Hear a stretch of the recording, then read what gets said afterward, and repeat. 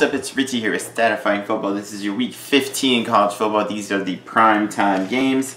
We got starting off with LSU and Florida. LSU got destroyed by Alabama 55-17.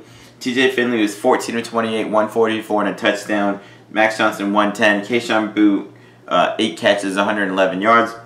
Florida, they beat Tennessee 31-19. They were up 31-7. They had terrible play calling, but Trask, he's definitely up for the Heisman. He passed for 433 yards and had 4 touchdown passes. He's got 38 touchdown passes to only 3 interceptions on the whole season. Kyle Pitts, 7 catches, 128. Kadarius Toney, 8 catches, 108 and a touchdown. They had 6 sacks in this game. This shouldn't be close. LSU's bad on... Honestly, they're a terrible football team overall this year.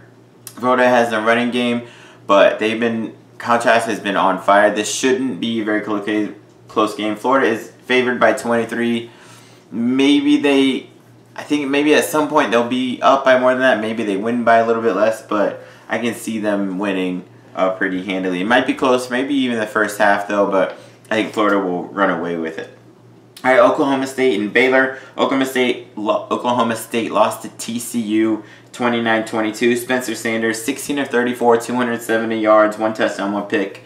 Desmond Jackson ran for 118 yards and a touchdown. Defensively, they forced 5 turnovers and had a fumble return for a touchdown. I'm not sure how they lost. I mean, I watched the game. I know how they lost, but normally if you force 5 turnovers, normally you win, but they didn't.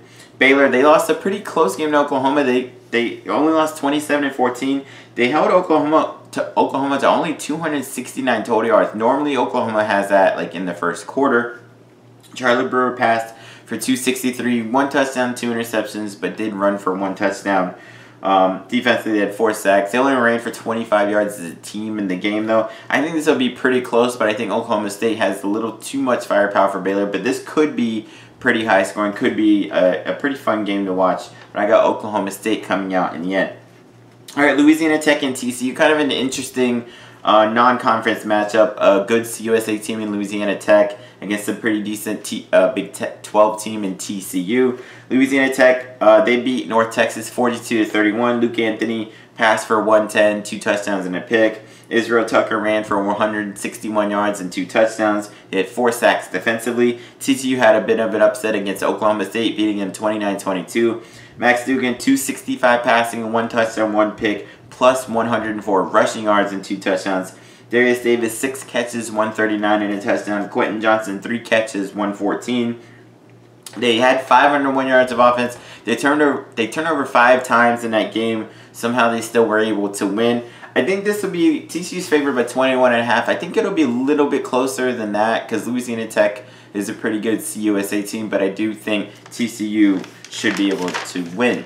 All right, USC and UCLA. USC, they're up for this Pac-12 South. If they win, they're in. If they lose and Colorado wins, Colorado's in. If it gets canceled, there's some shit going on there. But USC and UCLA. USC, awesome game against Washington State, beating them 38-13. Keaton Slovis in particular, 287 yards, 5 touchdown passes. Defensively, they had 4 sacks. Nick Figueroa had 3 on his own and forced 3 turnovers. UCLA had a nice win against Arizona State. UCLA was actually up 17-0. They went down 18-17, then scored late to win 25-18. Dorian Thompson-Robinson, 192 passing, 1 touchdown, plus 49 rushing yards and a touchdown. Defensively, they had 5 sacks, 2 turnovers, and a safety. I think this will be a pretty fun game. This could be pretty high scoring, but I think USC might just have a little too much offense. Keaton Slovis and those receivers are awesome. Keaton Slovis up for Heisman next year for sure. I think USC wins this rivalry game. Auburn, Mississippi State. Auburn, they lost to Texas A&M 31-20. They had their chances to win. Bo Nix, 144 passing, 49 rushing, and 2 rushing touchdowns. Mississippi State lost to Ole Miss a couple of weeks ago, 31-24. Will Rogers, 440 passing yards, 3 touchdown passes. Jaden Walley, 9 catches, 176 receiving yards. I think on paper, this looks like Auburn should win big. I think Auburn will win, but I think this might be a pretty high-scoring game. Both offenses generally can get it going. The over-under is 49. It may go a little higher than that, but I think Bo Nix will be a little too much. Well, watch out for Will Rogers, the quarterback for Mississippi State. He's a freshman, and he could be good going into the future under that Mike Leach offense.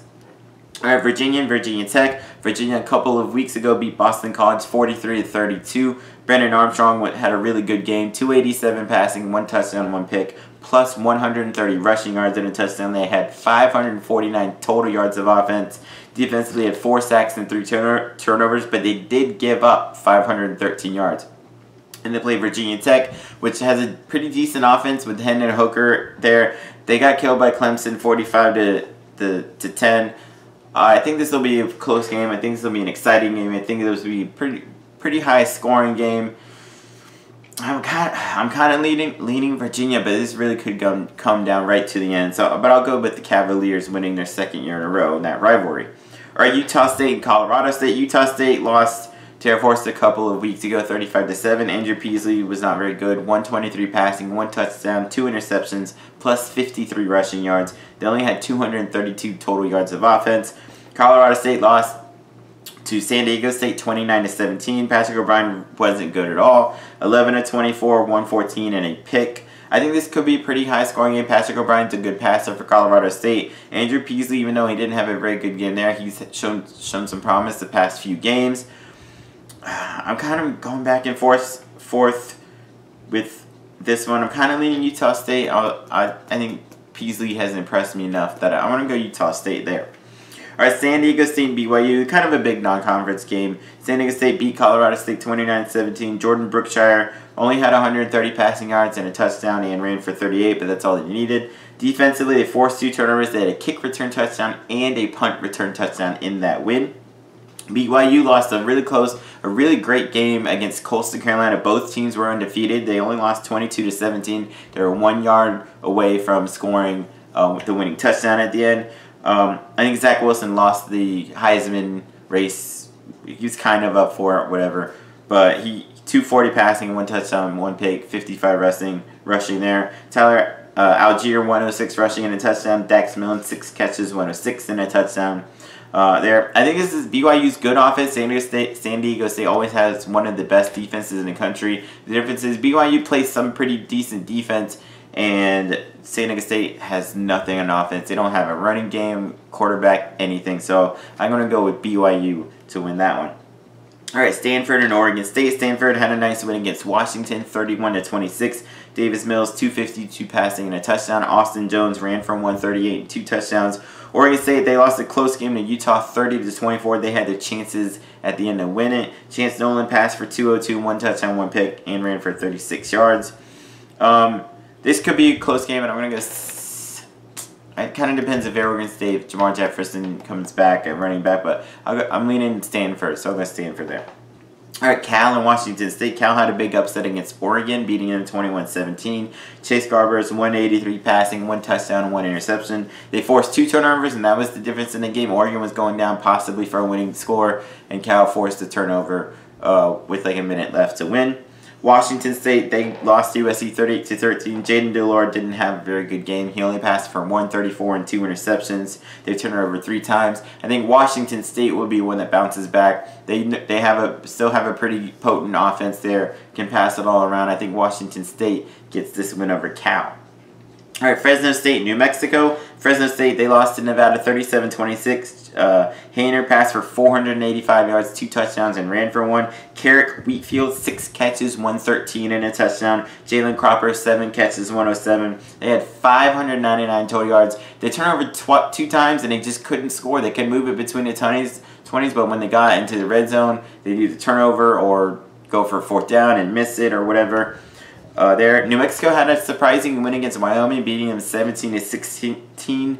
Connor Janal, he passed for only 37 yards and a pick, but I think he got hurt. Then Isaiah Chavez came in, 55 passing yards, and what ended up being the winning touchdown.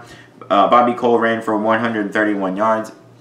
I think that's it for New Mexico. I don't think this will be close. I think Fresno State will have way too much offense. I think Fresno State wins and wins big.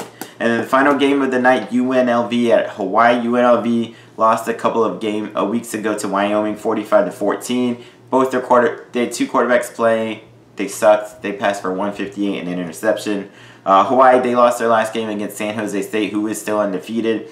They lost 35-24. Chevron Cordero, 238 passing, 2 touchdowns and a pick, plus 36 rushing yards and a touchdown. Again, UNLV, they've shown spurts on offense. Hawaii, they're slightly more consistent. I trust their quarterback a little bit more in Hawaii, so I got Hawaii winning that game and probably going to a bowl game from that. So those are my picks and previews for Week 15 of college football. Check out all my other videos. Peace.